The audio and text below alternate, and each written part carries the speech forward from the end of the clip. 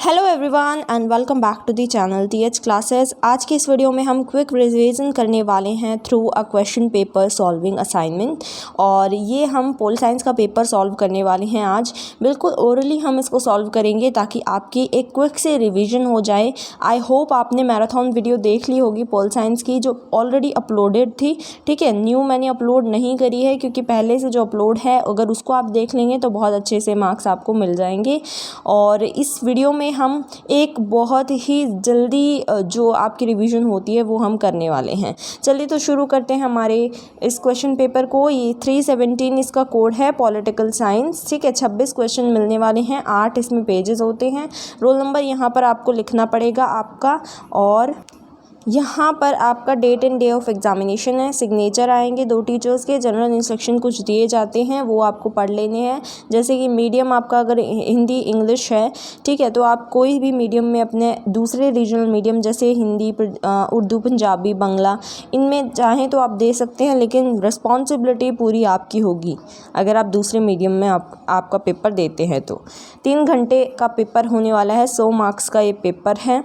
और ये जो है इसमें 2 सेक्शन होंगे, ए और बी। ए सेक्शन कंपलसरी है, बी सेक्शन में 2 ऑप्शन होते हैं, एक ऑप्शन आपको करना पड़ेगा। तो आगे देखेंगे वो तो हम।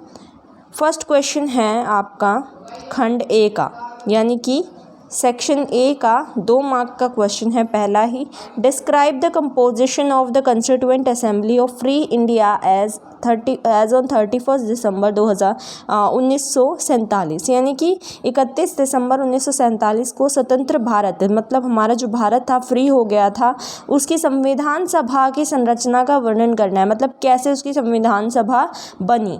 तो आपको इसमें ये लिखना है बेसिकली कि जो टोटल मेंबर्स थे संविधान सभा के उस समय पे 389 थे, जिसमें से 292 जो मेंबर्स थे वो रिप्रेजेंटेटिव मेंबर थे। ठीक है, सिर्फ रिप्रेजेंट कर रहे थे। 389 मेंबर थे जिसमें से 292 मेंबर रिप्रेजेंटेटिव थे। इसके अलावा 93 जो रिप्रेजेंटेटिव थे वो प्रिंसली स्टेट्स, जो हमारी प्रिंसली स्टेट्स थी, उनको रिप्रेजेंट 93 मेंबर्स कर रहे थे। तो यही आपकी कंस्टिट्यूएंट असेंबली का आपको बताना है। नेक्स्ट क्वेश्चन, 2 फाइनेंशियल पावर्स बतानी है गवर्नर ऑफ अ स्टेट। मतलब एक स्टेट का जो गवर्नर होता है उसकी 2 फाइनेंशियल पावर क्या होती हैं, 2 मार्क्स में है। तो इसकी पहली पावर तो ये होती है कि वो बजट जो है, बजट को पास करता है। ठीक है, बजट प्लान जो है उसको पास करने का, उस पर साइन करने का काम गवर्नर का है।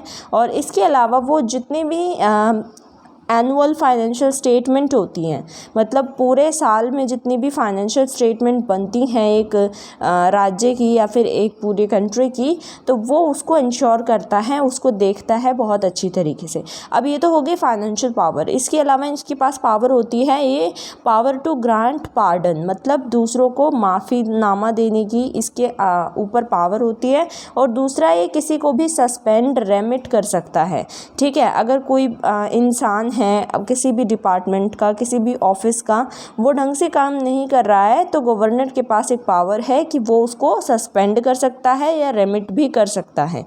ठीक है, आई होप क्लियर है। नेक्स्ट क्वेश्चन है आपका third question, examine the role of High Court. मतलब इसमें ये है, आपको ये बताना है कि एक इंसान को, एक अक्यूज्ड को सेशन कोर्ट ने डेथ सेंटेंस दे दिए हैं, मतलब मृत्यु दंड दे दिया है, उसको फांसी लगानी है। हाई कोर्ट का क्या रोल है इसमें, क्या हाई कोर्ट उस फांसी को रोक सकता है, क्या कर सकता है वो। तो हाई कोर्ट क्या कर सकता है, हाई कोर्ट सबसे पहली बात तो इस केस को ही विड्रॉ कर सकता है, मतलब कि इस केस को ही खारिज कर सकता है। और हाई कोर्ट कंफर्म भी कर सकता है डेथ को। मतलब अगर कोई डेथ सेंटेंस आई है सेशन कोर्ट से, तो वो सेशन कोर्ट से हाई कोर्ट तक जाती है, हाई कोर्ट उसको पास करता है। अगर हाई कोर्ट को लगता है कि हाँ इसको डेथ सेंटेंस देनी चाहिए तो वो उसको कंफर्म करके पास कर देगा। अगर नहीं तो वो जो केस है वो सेशन कोर्ट से फिर हाई कोर्ट में चलता है और वो केस वहाँ से विड्रॉ हो जाता है। ठीक है, ये बात आपको याद रखनी है। Next question, state the importance of separation of powers in democracy. मतलब हमारा जो लोकतंत्र है उसमें शक्ति विभाजन, जो हमारी शक्तियाँ बटी हुई हैं, जैसे सेंटर में अलग शक्ति है ना, इसके अलावा स्टेट्स में अलग शक्ति है और प्रधानमंत्री के पास अलग शक्ति है, राष्ट्रपति के पास अलग शक्ति है, सीएम के पास अलग शक्तियां हैं। तो उन शक्तियों का डेमोक्रेसी में पावर जो बढ़ती हैं उनका क्या इम्पोर्टेंस है। तो पहली इम्पॉर्टेंस ये है कि कोई भी ब्रांच, कोई भी डिपार्टमेंट ज़्यादा पावरफुल ना हो। एक ही इंसान के पास अगर ज़्यादा शक्ति होगी या एक ही डिपार्टमेंट के पास अगर ज़्यादा शक्ति होगी तो वही अपने आप में पावरफुल समझेगा और वो फिर कुछ भी अपनी मनमानी कर सकता है। पहली इम्पॉर्टेंस तो ये होगी। और सेकेंड होगी कि जो एक ब्रांच की पावर है, मान लो ये ब्रांच है, ठीक है, सीएम की पावर को कंट्रोल कर सकता है गवर्नर, सीएम की पावर को कंट्रोल कर सकता है governor.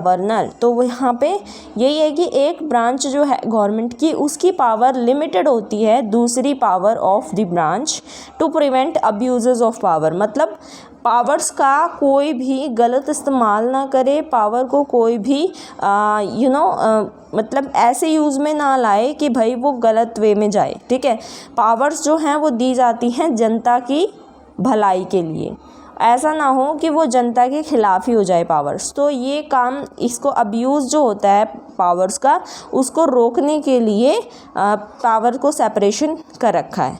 Next question, why was India not called a state before 15 अगस्त 1947। यानी कि 15 अगस्त 1947 से पूर्व भारत को एक राज्य क्यों नहीं कहा जाता था। 2 नंबर में है ये क्वेश्चन। तो आपको पता होगा 15 अगस्त 1947 से पहले क्या था कि भारत जो था वो एक आप कह सकते हैं वो एक शोषण हो रहा था उसके ऊपर, ठीक है, और वो एक गुलाम देश था। गुलाम देश क्यों था? क्योंकि ब्रिटिशर्स जो थे वो उस समय पे हमारे ऊपर राज कर रहे थे। उसके बाद जब 15 अगस्त को हमें आज़ादी मिली तो उस समय पे क्या हुआ, उस समय पे इंडिया और पाकिस्तान 2 देश बन गए, है ना। इंडिया और पाकिस्तान 2 देशों की मांग हो गई, 2 टेरिटरीज़ की मांग हो गई, जिससे कि उस समय पे 15 अगस्त से पहले हमारा देश सोवरन नहीं था। सोवरन का मतलब आप क्या समझते हैं? संप्रभुता नहीं थी यहाँ पर। संप्रभुता मतलब हम अपने आप से अपने ऊपर इस तरीके के कानून नहीं बना सकते थे। हम अपने जो राज्य हैं, अपने जो भी लोग हैं उनके लिए कुछ कदम नहीं उठा सकते थे। तो संप्रभुता नहीं थी, सोवरन नहीं थे, इसीलिए उस समय पे हमें एक स्टेट या कंट्री, अलग से कंट्री का नाम नहीं दिया गया और हम ब्रिटिश प्रिंसली रूल के नीचे आ रहे थे। ब्रिटिश रूल चल रहा पहले प्रिंसली रूल चला और उसके बाद ब्रिटिश। प्रिंसली रूल का मतलब ये है कि आपके ऊपर राजाओं और महाराजाओं का एक तरह से राज्य करना, ठीक है। तो यही इसका कारण है कि ऐसा इसलिए हुआ क्योंकि भारत और पाकिस्तान 2 उसमें डिवाइड था, 2 सेट ऑफ टेरिटरीज़ में, और इसीलिए हम सोवरन नहीं थे। ठीक है, आई होप क्लियर है। सोवरन यानी संप्रभुता नहीं थी हमारे अंदर। नेक्स्ट क्वेश्चन है 6th, identify any 2 areas of common interest between India and Sri Lanka. मतलब भारत और श्रीलंका के बीच पारस्परिक सहयोग वाले किन्हीं 2 क्षेत्रों की पहचान हमें करनी है। 2 नंबर में है। मतलब ऐसे कौन से 2 कॉमन इंटरेस्ट हैं जो इंडिया और श्रीलंका को एक साथ जोड़ते हैं। तो इसका आंसर है shares a maritime border and have deep ethnic and cultural links. मतलब आपको पता होगा ये जो साउथ है इंडिया का, ठीक है, I am sorry for the map, यहाँ पर ये देखिए इस तरीके से जो इंडिया का साउथ है और वो यहाँ पर आपका क्या है, श्रीलंका है। ये श्रीलंका है ना, और ये हमारा इंडिया है, साउथ इंडिया। और ये जो है इधर पूरा समुद्र है, यहाँ भी, यहाँ से पूरा, यहाँ से समुद्र है। तो हम क्या, ये समुद्र का जो बॉर्डर होता है उसको क्या बोलते हैं? Maritime border. ठीक है, हम क्या शेयर करते हैं आपस में? मैरीटाइम बॉर्डर शेयर करते हैं। इसके अलावा हमारा जो एथनिक और कल्चरल लिंक है वो तो है ही। इसके अलावा ओनली नेबर सेपरेटेड बाय पाक स्टेट, मतलब हम केवल ऐसे नेबर हैं जो कि पाक स्टेट के द्वारा सेपरेट होते हैं। और हमारे पास एक फ्री ट्रेड एग्रीमेंट भी है जो कि एक बोनस के तौर पे है। मतलब हम श्रीलंका में फ्री में ट्रेड कर सकते हैं और श्रीलंका वाले भी हमारे पास फ्री में ट्रेड कर सकते हैं। ट्रेड यानी व्यापार कर सकते हैं, टैक्स वगैरह कुछ भी नहीं लगेगा। ठीक है, चलिए आगे बढ़ते हैं। नेक्स्ट क्वेश्चन है who propounded the two nation theory during the freedom struggle, यानी कि स्वतंत्रता संग्राम के दौरान राष्ट्र के सिद्धांत का प्रतिपादन किसने किया, मतलब दो राष्ट्र की मांग किसने की, इंडिया और पाकिस्तान की। तो इसका आंसर हो जाएगा मोहम्मद अली जिन्ना ने दो राष्ट्रों की मांग की थी। इसके अलावा नेक्स्ट इसी में क्वेश्चन है, 2 मार्क्स का है ये, why did M.A. Jinnah insist on the formation of 2 separate states. देखिए इसमें खुद में ही आंसर है, M.A. जिन्ना ने 2 देशों के निर्माण पर बल क्यों दिया। तो यहाँ पर आपसे पूछा किसने दिया, आंसर ये रहा M.A. जिन्ना है ना।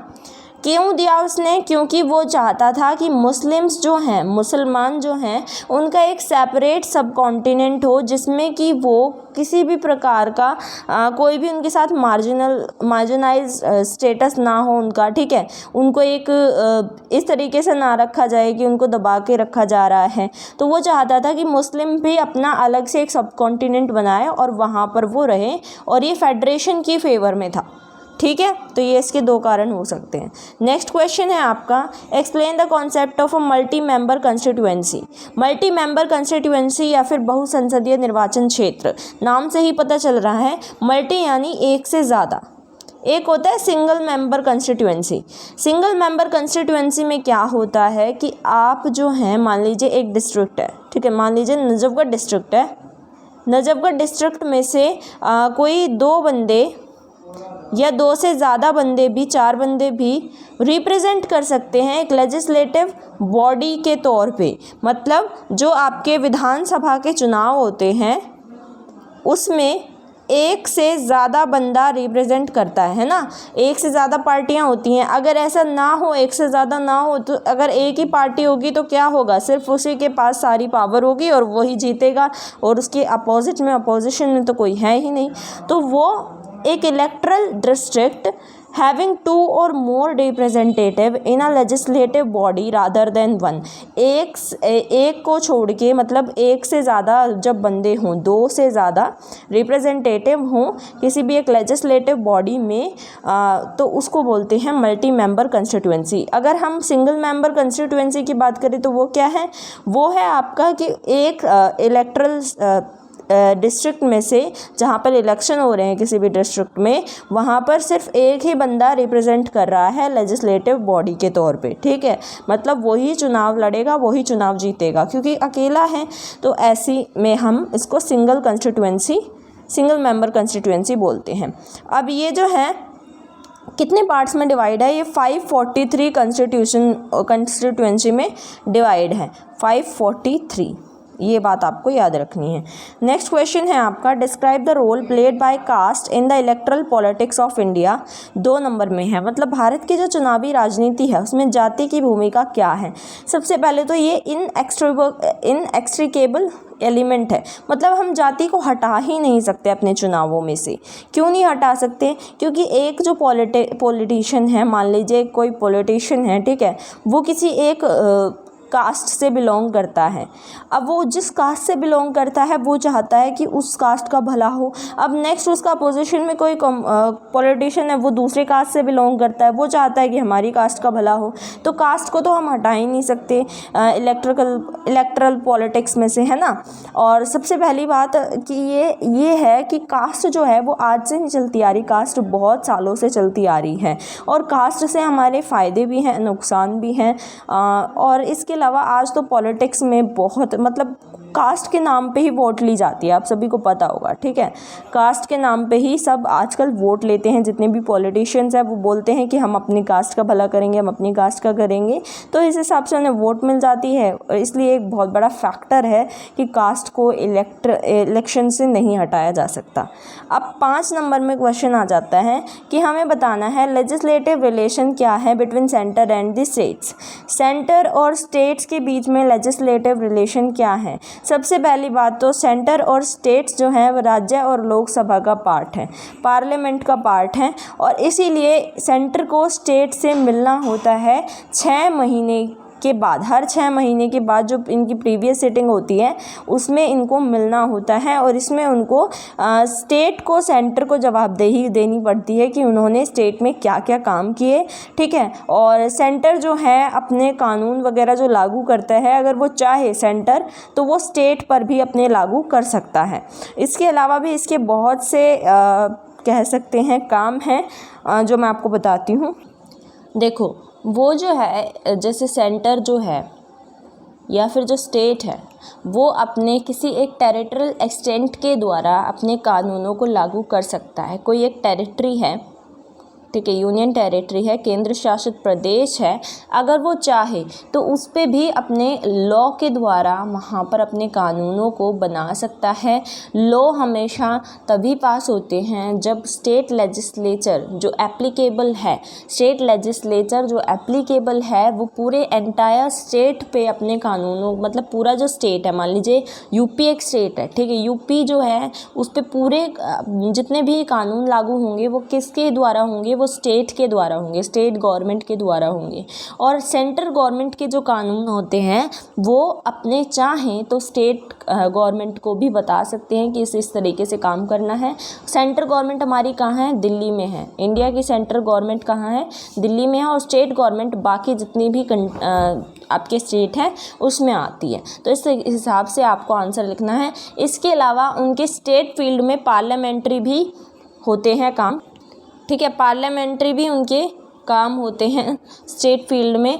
उनके पास लेजिस्लेटिव सब्जेक्ट का भी डिस्ट्रीब्यूशन होता है, मतलब जो सब्जेक्ट्स होते हैं इनके बांट दिए गए होते हैं कि स्टेट का ये काम है, स्टेट का काम है एजुकेशन के ऊपर वो करना, ठीक है, सेंटर का काम है पूरा ये देखना कि किस स्टेट में कितने बजट की कमी पड़ रही है। तो ये सारे काम इनके होते हैं, ये सारे लेजिस्लेटिव काम होते हैं। नेक्स्ट क्वेश्चन है, how does the state legislature keep control over the state executive. Explain करना है, मतलब राज्य विधानमंडल जो है वो किस प्रकार से राज्य की कार्यपालिका पर नियंत्रण रखते हैं। तो देखो, जो स्टेट लेजिस्लेचर होता है ना वो स्टेट एग्जीक्यूटिव पे इस तरीके से कंट्रोल रखता है, राज्य की कार्यपालिका पे। वो उनकी एक मीटिंग होती है, ठीक है, मीटिंग में कुछ उनसे जितने भी अगर उन्होंने काम किए हैं उससे रिलेटेड उनसे क्वेश्चंस किए जाते हैं। अगर कोई वो ऐसा प्लानिंग कर रहे हैं कि आगे हम ये काम करने वाले हैं तो उससे रिलेटेड क्वेश्चंस किए जाते हैं। डिस्कशन होता है कि हमें ये काम करना है, हम इसको किस तरीके से करें, कैसे इम्प्लीमेंट करें, वो डिस्कशन होते हैं। और इसके अलावा इनमें डिबेट्स भी होती हैं, डिबेट्स भी इनमें करवाई जाती हैं। एडजॉर्नमेंट्स होते हैं, कोई भी कॉन्फिडेंस मोशन नहीं होता है। और रिजोल्यूशन होते हैं, मतलब डे टू डे वर्क जितने भी एग्जीक्यूटिव के होते हैं उस पर सारा कंट्रोल स्टेट लेजिस्लेचर का रहता है, ठीक है। उम्मीद करती हूँ आपको समझ आ गया होगा। सबसे पहले तो इनकी मीटिंग होती है, मीटिंग में ये क्वेश्चन वगैरह पूछते हैं कि क्या काम करवाया गया है। डिबेट्स होते हैं इनके, ठीक है। और इसके अलावा इनके जो हैं डिस्कशंस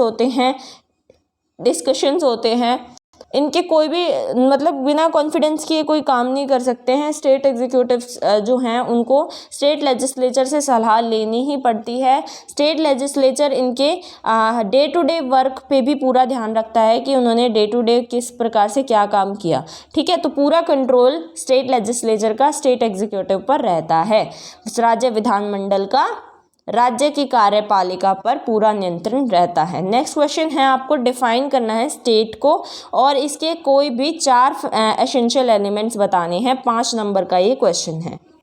तो स्टेट क्या है? स्टेट एक ऑटोनोमस पॉलिटिकल यूनिट है। स्टेट एक ऑटोनोमस पॉलिटिकल यूनिट है। इस यूनिट में क्या क्या चीज़ें आती हैं? इस यूनिट में बहुत सारे ग्रुप्स आते हैं, कोई भी स्टेट ले लो आप, यूपी ले लो, दिल्ली ले लो, कोई भी स्टेट ले लो जिसमें कि एक पॉलिटिकल यूनिट है वो एक, ठीक है। और इसमें बहुत सारे अलग अलग ग्रुप आते हैं जिसमें कि अलग अलग टेरिटरी भी होती हैं। अब इन टेरिटरी में क्या है? इन टेरिटरी में एक सेंट्रलाइज्ड पावर होती है, ठीक है। मतलब सेंटर इन पे पावर दिखा सकता है टेरिटरीज़ में। स्टेट क्या है? स्टेट एक पॉलिटिकल यूनिट है, ऑटोनोमस पॉलिटिकल यूनिट, जिसमें कि अलग अलग ग्रुप्स होते हैं। ग्रुप्स के साथ इनके अंदर एक टेरिटरी भी होती है। टेरिटरी पर पावर किसकी होती है? टेरिटरी पर सेंट्रलाइज्ड पावर होती है। ठीक है, ये आपकी स्टेट की डेफिनेशन हो गई। और इसके अलावा जो स्टेट है एक गवर्नमेंट या पॉलिटिकली ऑर्गेनाइज सोसाइटी होती है। मतलब या तो इसको गवर्नमेंट ऑर्गेनाइज करती है और गवर्नमेंट के साथ साथ इसको पॉलिटिक्स जो है पॉलिटिकली ये ऑर्गेनाइज्ड होती है। ठीक है, ये एक ऐसी सोसाइटी है जिसको गवर्नमेंट या पॉलिटिक्स ऑर्गेनाइज करती है। इसके ऊपर जितने भी ऑपरेशंस होते हैं, जितने भी कंसर्न्स होते हैं वो गवर्नमेंट के होते हैं। और ये एक आप कह सकते हैं पॉलिटिकल स्टेट होती है। एक स्फेयर ऑफ एडमिनिस्ट्रेशन, एक स्फेयर ऑफ एडमिनिस्ट्रेशन मतलब ऐसा गोला, ऐसा आप कह सकते हैं ऐसा स्फेयर को तो गोला ही कहते हैं। आप ऐसा गोला जिसमें कि जितनी भी पावर है, जितनी भी पॉलिटिकल पावर हैं वो सारी गवर्नमेंट की होती है। ठीक है, ये तो आपकी होगी स्टेट की डेफिनेशन। राज्य की परिभाषा क्या है? राज्य एक ऐसी एक राजनीतिक इकाई है जिसमें कि सभी जो केंद्र शासित प्रदेश होती हैं उनके ऊपर कौन होल्ड करता है पावर? उनके ऊपर जो शक्ति होती है वो सारी सरकार की होती है या फिर किसी भी एक पॉलिटिकल यूनिट की होती है। तो इसकी आपको डेफिनेशन ये लिखनी है। अब इसके क्या क्या एलिमेंट होते हैं? सबसे पहला एलिमेंट होता है इसका टेरिटरी। ठीक है, टेरिटरी। नेक्स्ट इसका एलिमेंट होता है पॉपुलेशन, उसके बाद गवर्नमेंट। ठीक है, एंड लास्ट होता है सोवर्निटी। यानी कि टेरिटरी यानी कि उस एलिमेंट में, उस स्टेट में किस प्रकार की कौन सी टेरिटरी है, जैसे कि मैंने आपको बताया।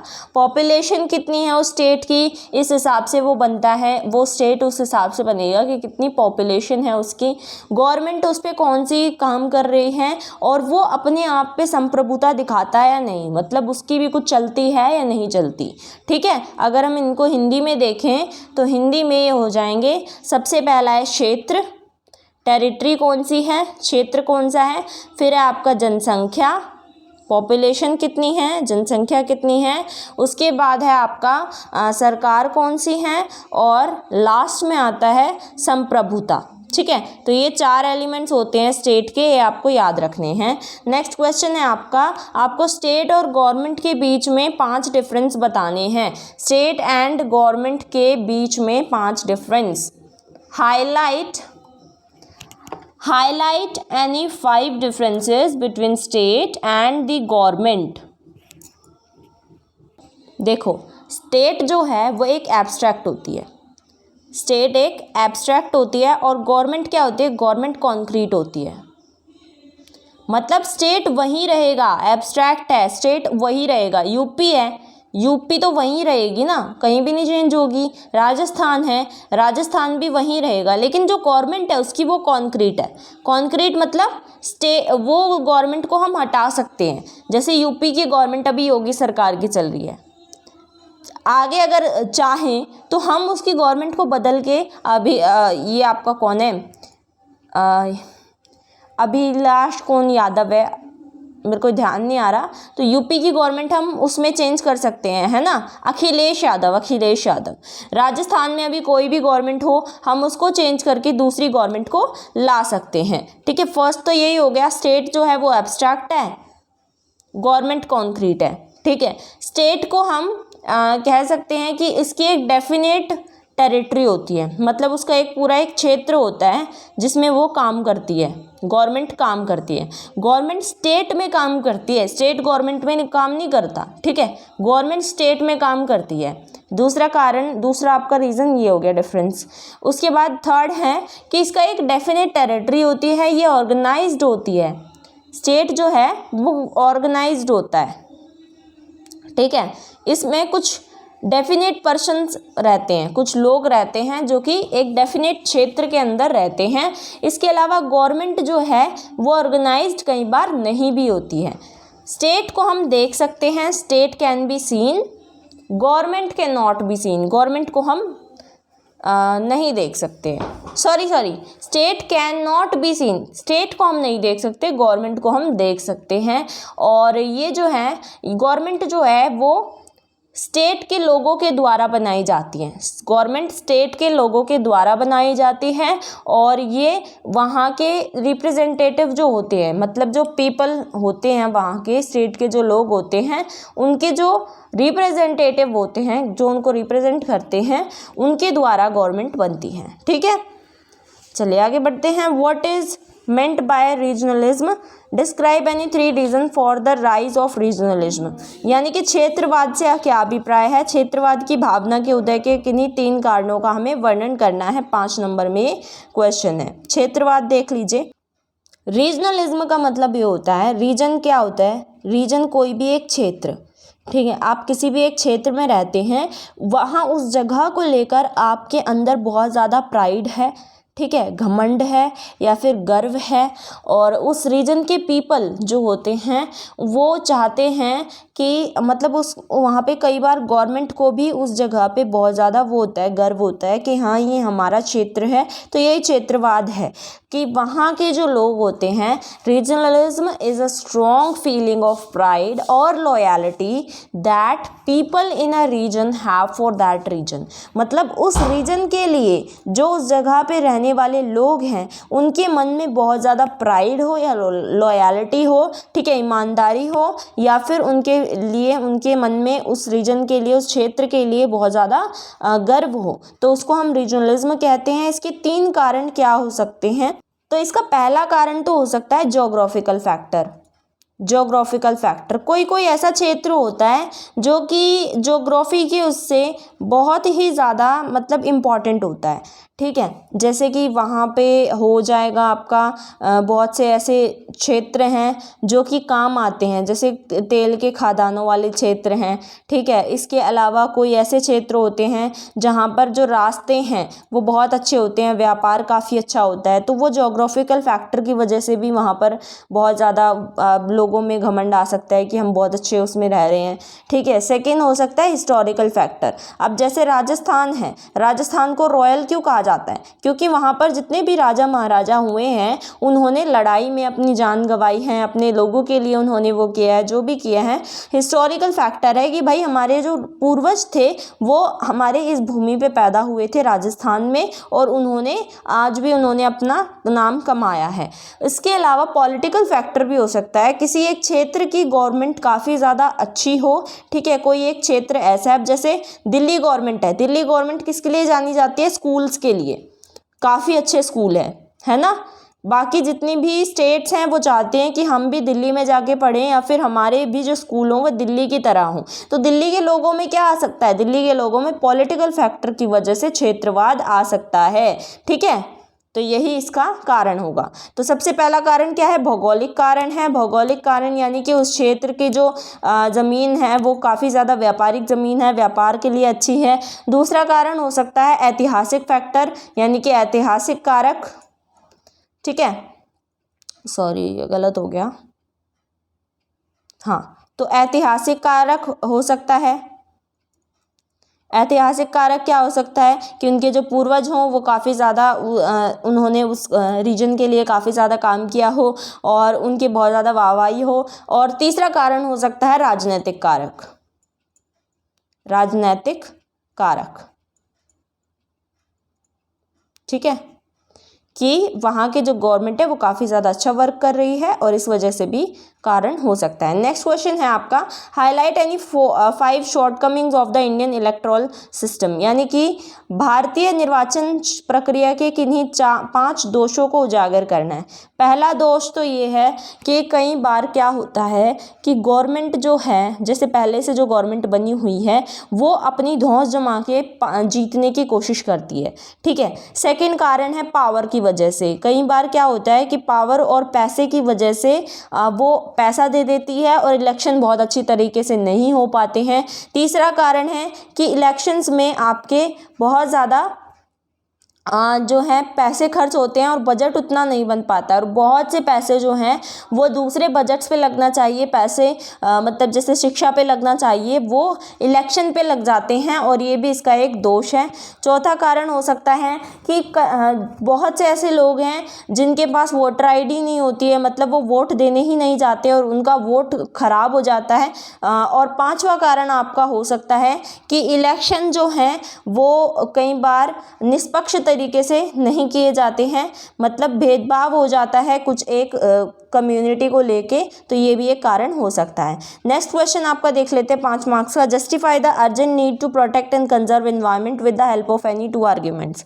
मतलब पर्यावरण की सुरक्षा और संरक्षण की अति आवश्यकता को किन्हीं 2 तर्कों की सहायता से हमें न्याय संगत ठहराना। मतलब जो हमारा पर्यावरण है उसकी सुरक्षा क्यों ज़रूरी है, उसका संरक्षण क्यों ज़रूरी है, तो आपको पहला पता ही होगा कि इसका सबसे पहला कारण है पॉल्यूशन। सबसे पहला कारण है हमारा पॉल्यूशन। पॉल्यूशन कितने प्रकार के होते हैं? पॉल्यूशन हमारा हो सकता है वायु का पॉल्यूशन हो सकता है, ठीक है, और मृदा प्रदूषण हो सकता है आपका। इसके अलावा आपका जो है जल प्रदूषण हो जाता है और ध्वनि प्रदूषण होता है। तो ये जो प्रदूषण है उसकी वजह से हमारा पर्यावरण बहुत ज़्यादा नुकसान में जाता है, ठीक है। जैसे फॉर एग्जांपल आपका जो जल प्रदूषण है, जल प्रदूषण की वजह से क्या होता है, वाटर पॉल्यूशन की वजह से ये होता है कि हमारा जो पीने का पानी है वो भी ख़राब होता जा रहा है, और एक समय ऐसा आएगा कि हमें पीने के लिए पानी ही नहीं मिल पाएगा। तो इसलिए हमारे पर्यावरण को बचाना बहुत ज़रूरी है ताकि हम आगे की आने वाली जो जनरेशन है उनके लिए भी जो है जल को संरक्षित कर सके। तो इस तरीके से आपको आंसर इसका लिखना पड़ेगा। उम्मीद करती हूँ इतना आंसर तो आप खुद भी लिख सकते हैं।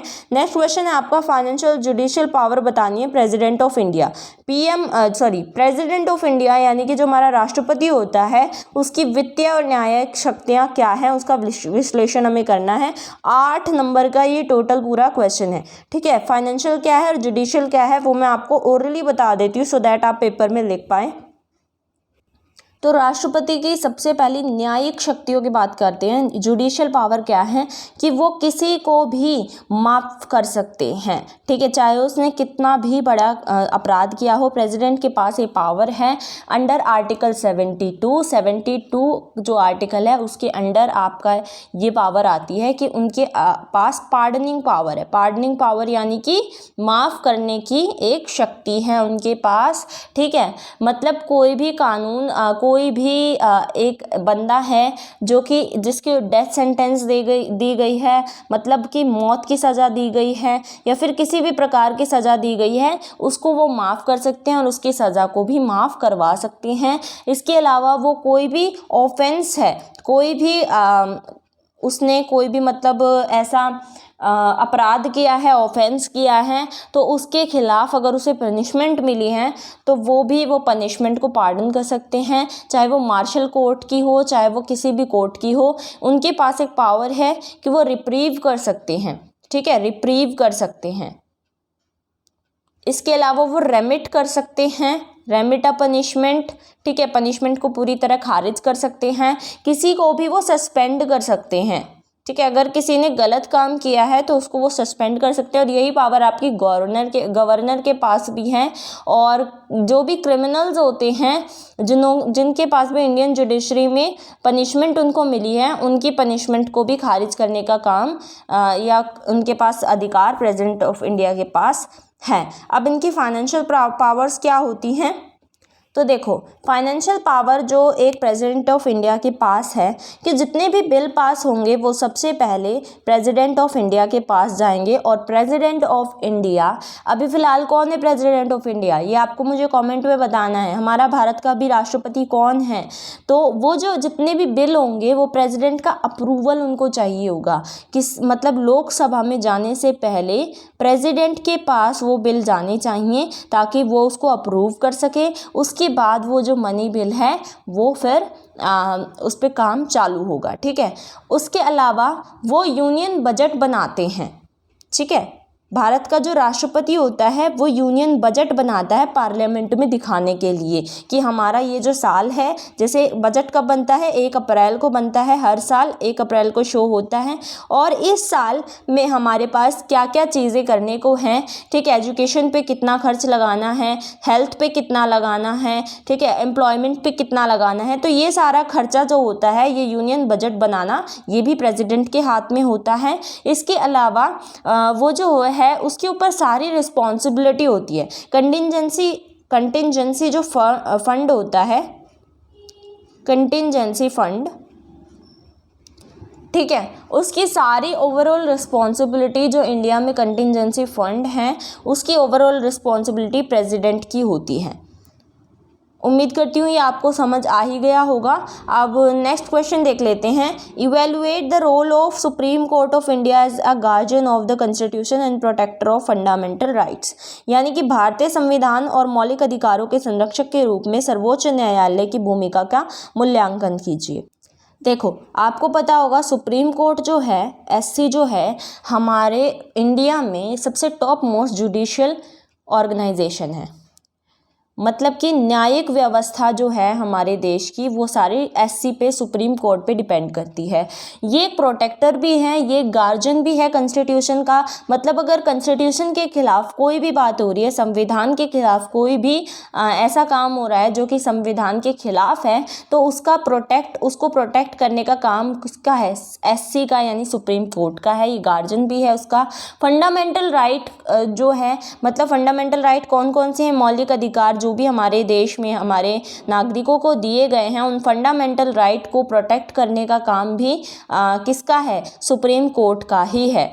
ठीक है, फंडामेंटल राइट्स कौन कौन से हैं? सबसे पहले स्वतंत्रता का अधिकार हमें दिया गया है। ठीक है, right to freedom, right to education, मतलब हमारे पास ये अधिकार है कि हम शिक्षा पा सकते हैं, एजुकेशनल राइट्स हैं हमारे पास। राइट टू इक्वालिटी, समानता का अधिकार है। और इसके अलावा शोषण के विरुद्ध अधिकार हमारे पास हैं। तो ये सारे जितने भी अधिकार दिए गए हैं हमारे पास, उन सभी अधिकार में से अगर कोई भी अधिकार, मान लीजिए किसी को स्वतंत्रता नहीं मिल रही है, तो वो सीधा एससी में जा सकता है, सुप्रीम कोर्ट में जा सकता है, ताकि उसके अधिकारों का खंडन ना हो। और उसके अधिकारों के लिए सुप्रीम कोर्ट में एक बेसिकली एक सजा का प्रावधान भी वहाँ पर बना रखा है। ठीक है, कोई भी स्टेप लिया जाता है तो मतलब कोई भी ऐसा लॉ बनाया जा रहा है, मान लीजिए स्टेट गवर्नमेंट ने बना दिया, ठीक है, या फिर आपका सेंट्रल गवर्नमेंट ने बना दिया, ऐसा लॉ बना दिया जो कि कॉन्स्टिट्यूशन के खिलाफ है, या फिर कोई ऐसा लॉ बनाया है जो कि कॉन्स्टिट्यूशन की जितनी भी चीज़ें उसमें बताई गई हैं उसको वायलेट कर रहा है, कोई भी एक चीज़ को वायलेट कर रहा है, तो सुप्रीम कोर्ट उस लॉ को नलीफाई कर सकता है। इसका मतलब ये है, उसको नल बता देगा, उस लॉ को पास ही नहीं होने देगा। ठीक है, आगे बढ़ते हैं। नेक्स्ट क्वेश्चन है, when and how were the fundamental duties added to constitution of India, highlight any 6 important fundamental duty. मतलब भारत के संविधान में मौलिक कर्तव्यों को कब और कैसे जोड़ा गया? कोई 6 मौलिक कर्तव्य हमें उजागर करने हैं। फंडामेंटल राइट्स अलग हैं, ड्यूटीज अलग हैं। 8 नंबर का ये पूरा क्वेश्चन है। तो ये फंडामेंटल ड्यूटीज़ जो हैं ये हमारी ऐड हुई थी कॉन्स्टिट्यूशन में 42 अमेंडमेंट के दौरान, 42 अमेंडमेंट के दौरान। ठीक है, कब हुई थी? 1976 में। 1976 में 42nd आपका जो अमेंडमेंट हुआ, अमेंडमेंट का मतलब होता है संशोधन।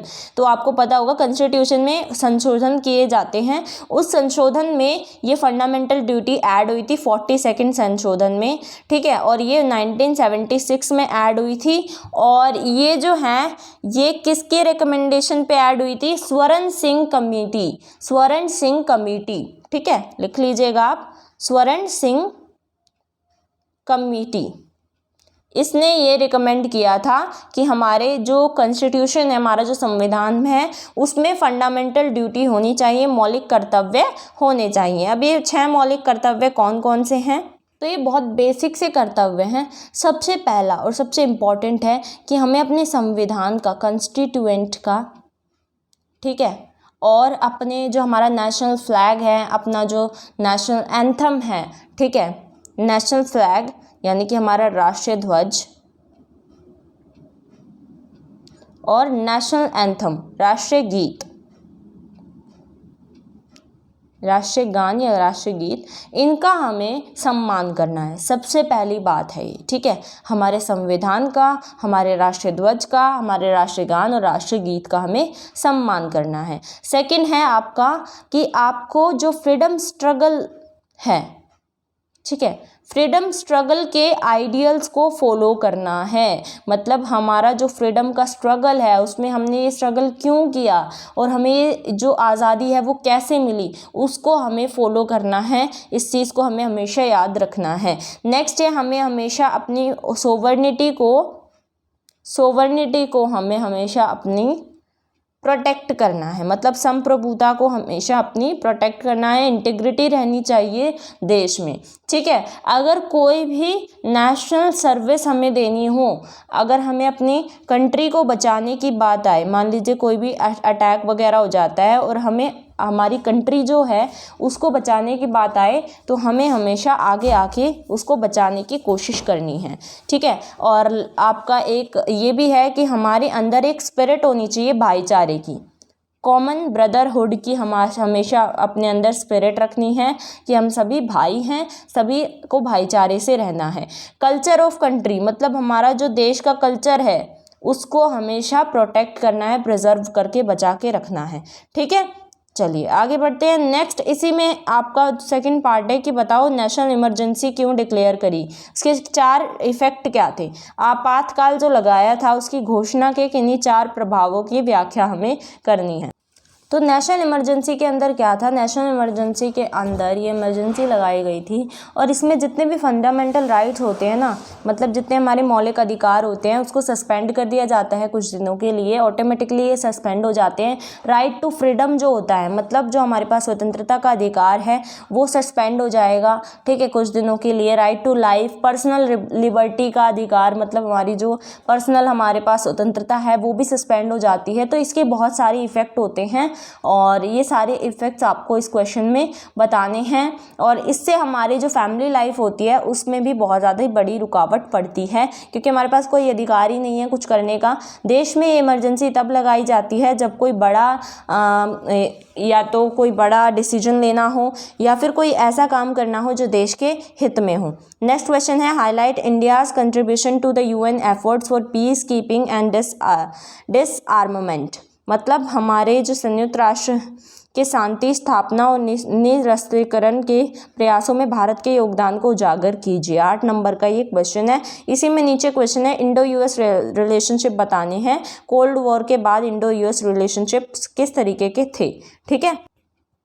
देखो इंडिया जो है उसके पास बहुत लंबी और बहुत डिस्टिंग्विश्ड हिस्ट्री है, ठीक है। इतनी बड़ी हिस्ट्री है कि हम अगर सुनाने बैठें तो बहुत ही ज़्यादा समय हमारा इसमें चला जाएगा, ठीक है। तो यूएन जो है मतलब हमारा जो संयुक्त राष्ट्र है यूनाइटेड नेशन, वो उस समय पे पीस शांति चाह रहा था। और उन्होंने क्या किया, वो मतलब बहुत सारे अलग अलग बंदे, पर्सनल में अलग अलग बंदे हर एक स्टेट से, हर एक कंट्री से चाह रहा था। तो उस समय पे कितने इंडियंस आए, 2,53,000 इंडियंस, 2,53,000 इंडियंस ने सर्व किया था 49 of the 71 UN peace keeping mission, ठीक है।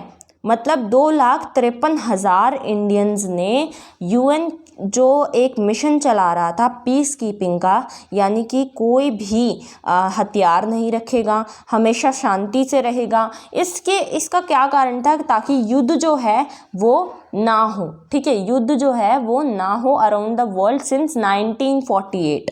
ये कहाँ कब से चला, ये 1948 से, हमारे आज़ाद होने के 1 साल बाद से बहुत से लोगों ने, हमारे इंडिया के लोगों ने इसमें अपना योगदान दिया। इसके बाद है एक्सप्लेन। तो देखो इंडो यूएस रिलेशन जो हैं वो क्या हैं, मतलब कोल्ड वॉर के बाद में इंडिया और यूएस जो है वो बायलैटरल और डिप्लोमेटिक टाइज उन्होंने बांधे हुए हैं, बायलैटरल और डिप्लोमेटिक टाइज, ठीक है।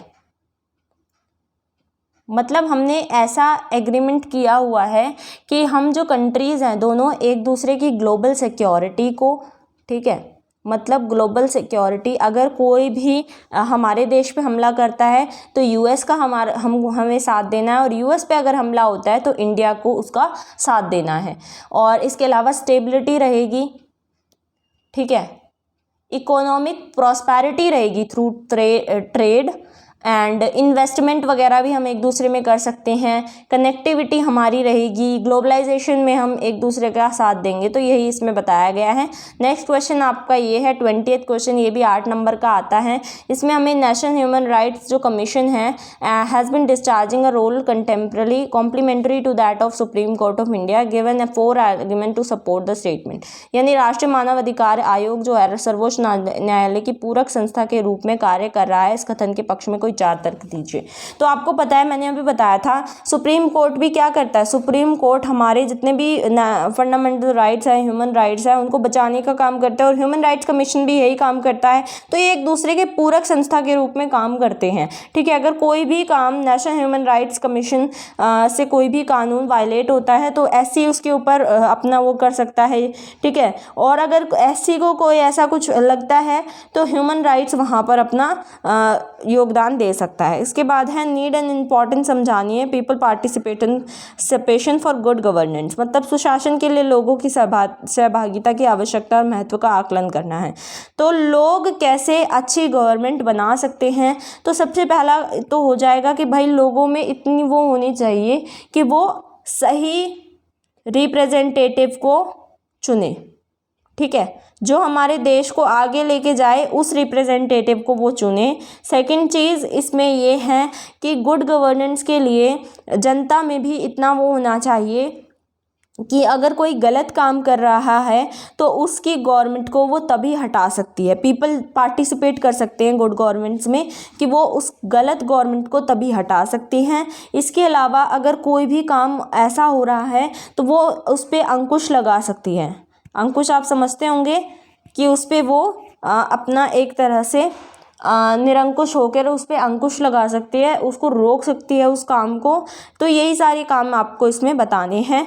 अब यहाँ पर आपका सेक्शन बी स्टार्ट होता है, जिसमें पहला ऑप्शन तो ये है, पहला ऑप्शन है world order and United Nations का, और सेकंड ऑप्शन आपको इसमें मिलता है एडमिनिस्ट्रेटिव सिस्टम ऑफ इंडिया का, ठीक है। तो इसके बस हम क्वेश्चन देख लेते हैं किस तरीके के आते हैं। तो पहला क्वेश्चन है आपका, 2 सूटेबल आर्ग्यूमेंट बताने हैं। India's demand for the permanent membership of the UN security council 2 number में है, मतलब संयुक्त राष्ट्र सुरक्षा परिषद की स्थायी सदस्यता के लिए भारत की मांग के पक्ष में कोई 2 उपयुक्त तर्क दीजिए। मतलब भारत ये चाहता है कि हमें एक यूएन सिक्योरिटी काउंसिल में एक स्थायी सदस्यता मिले। तो सबसे पहला इसका सूटेबल आर्ग्यूमेंट ये होगा, यूएन सिक्योरिटी काउंसिल में अगर हमें अपनी सदस्यता मिल जाती है तो हम जो हैं हम भी एक सिक्योर कंट्री में आ जाएंगे।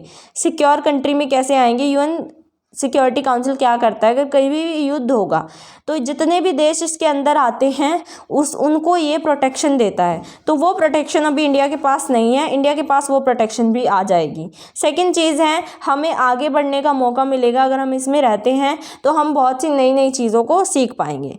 नेक्स्ट आपका 5 क्वेश्चन का है कि आपको बताना है ग्लोबलाइजेशन एडवर्सली इफेक्ट कैसे होती है इंडिया में, 5 नेगेटिव कंसिक्वेंसेस बताने हैं इसके, मतलब किस प्रकार से भारत में इस ग्लोबलाइजेशन ने, वैश्वीकरण ने विपरीत प्रभाव डाला है, और इसके कुछ 5 दुष्परिणाम बताने हैं। तो सबसे पहला आपको पता है कि ग्लोबलाइजेशन क्या है, एक देश से दूसरी देश की सीमा के अंदर जाके व्यापार करना, वही आपका ग्लोबलाइजेशन है। इसमें आपकी MNCs आती हैं, मल्टीनेशनल कंपनियां आती हैं, वो इसमें काम करती हैं ग्लोबलाइजेशन में।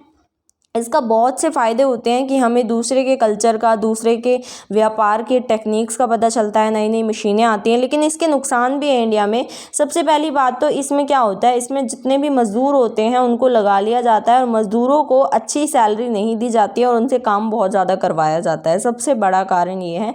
सेकेंड चीज़ ये है कि हमारे इंडिया के अंदर पढ़े लिखे लोग नहीं हैं, और ग्लोबलाइजेशन में मतलब MNC में काम करके ज़्यादा पढ़े लिखे वो होते नहीं हैं, उनसे बहुत सा ऐसा काम करवा लिया जाता है और फिर उसके बाद उनको इस तरीके से भड़काया भी जाता है कि तुम दूसरे देश में जाके काम करो। मान लीजिए बहुत से ऐसे प्रोफेशनल्स होते हैं जो कि यहाँ पर काम कर रहे हैं, ठीक है, और वो दूसरे देश में जाके फिर काम करने लग जाते हैं ये सोच के कि इंडिया में हमें अच्छा काम नहीं मिल रहा है। और इसमें फोर्थ चीज़ ये है कि जो बाहर देश के लोग हैं, आपको पता है कि सबसे बड़ी बात जो हुई थी ईस्ट इंडिया कंपनी लगाने से ही हमारे ऊपर शोषण हुआ था, है ना। ब्रिटिशर्स का हमारे ऊपर शोषण कैसे हुआ था, उन्होंने सबसे पहले यहाँ पर कंपनी ही लेकर आए थे। तो ग्लोबलाइजेशन में भी अलग अलग कंपनियाँ आती हैं जिससे कि ये नुकसान हो सकता है कि इंडिया पर फिर दोबारा राज करने की उनकी जो स्थिति है वो उत्पन्न हो सकती है। और फिफ्थ ये है कि वहाँ से जो नई नई टेक्निक्स आती हैं, इसके अलावा यहाँ पे भी जो नई नई टेक्निक्स होती हैं वो सारी दूसरे देश में जाने की बहुत सारी संभावना बन जाती है। तो पूरे 5 कारण मैंने आपको बता दिए। नेक्स्ट क्वेश्चन है, आपको बाइंडिंग सैंक्शंस बताने हैं।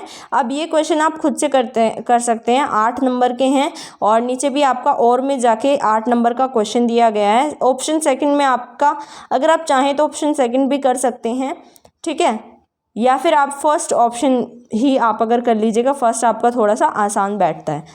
तो ये आपका पूरा पेपर था एंड आई होप आपको ये पेपर पूरा समझ में आ गया हो। मैंने ईज़ी से ईज़ी वे में समझाने की कोशिश करी है और मैं पहले ही बता दूं सेम ये पेपर नहीं आएगा। मैंने सिर्फ आपको एक डेमो के तौर पे पेपर सॉल्व करके आपको दिखाया है किस तरीके का पेपर आएगा, कैसे आपको आंसर लिखने हैं और किस तरीके के आपको आंसर किस प्रकार से लिखने हैं।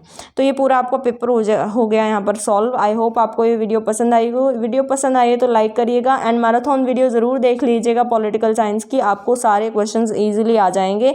शेयर करिएगा अपने सभी साथियों के साथ। इसके अलावा चैनल पर नए हैं सब्सक्राइब करना बिल्कुल भी मत भूलिए TH क्लासेस को। हमारी ऐसी ही वीडियोज़ आपकी मैराथन की आती रहेंगी और क्वेश्चन पेपर सॉल्विंग की आती रहेंगी। Thanks for watching.